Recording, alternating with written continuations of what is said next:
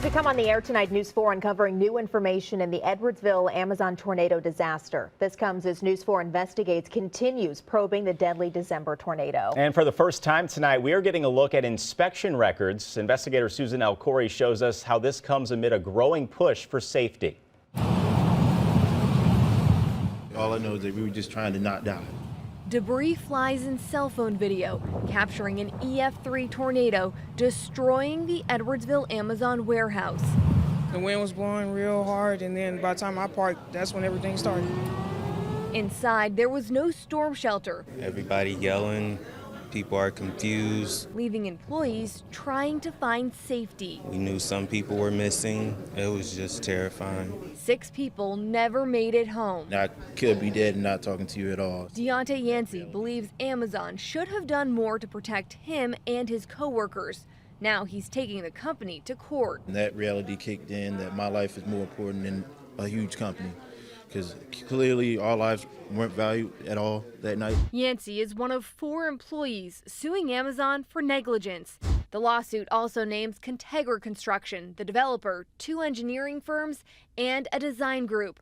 According to the suit, all knew the warehouse didn't have a basement shelter, or safe room, and failed to provide a warehouse that met international building codes. Recent reporting by News 4 Investigates exposed this memo by a first responder and engineer. He was called to the warehouse the night of the storm and claimed he saw several support columns that weren't anchored to the foundation, which is a building code violation. Amazon reps deny that. So we know that the building was constructed consistent with code. In Edwardsville, the city requires multiple inspections throughout construction.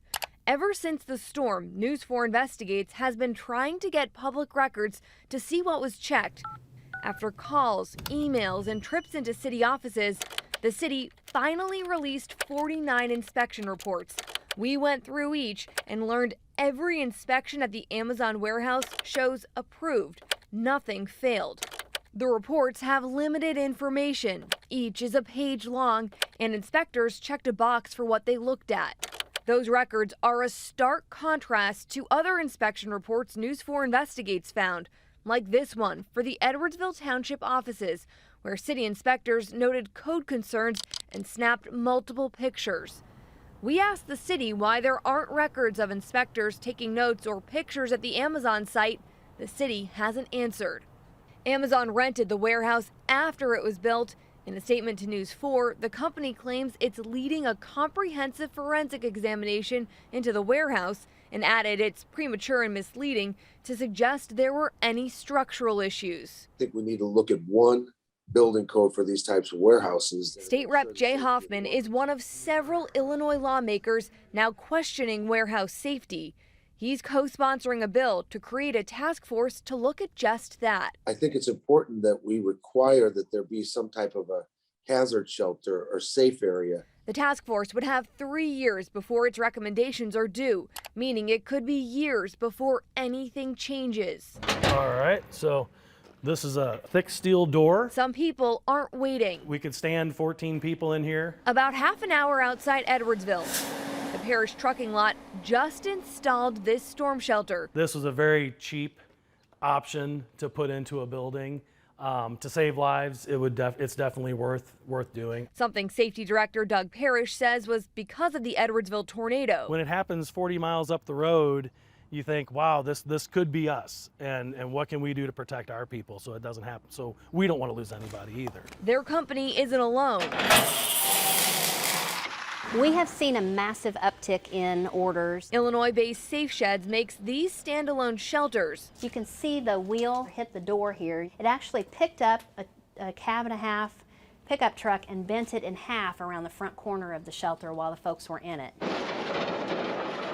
Michelle Barbie says in 3 months after the Edwardsville tornado, they had as much business as they'd typically see in a year. We have heard from a lot of large employers, small employers who are thinking maybe we need to take a look at this again. Weather patterns are shifting, things are getting worse. Recently, Barbie says they even got a call from Amazon. We got a solicitation to bid on a project for Amazon.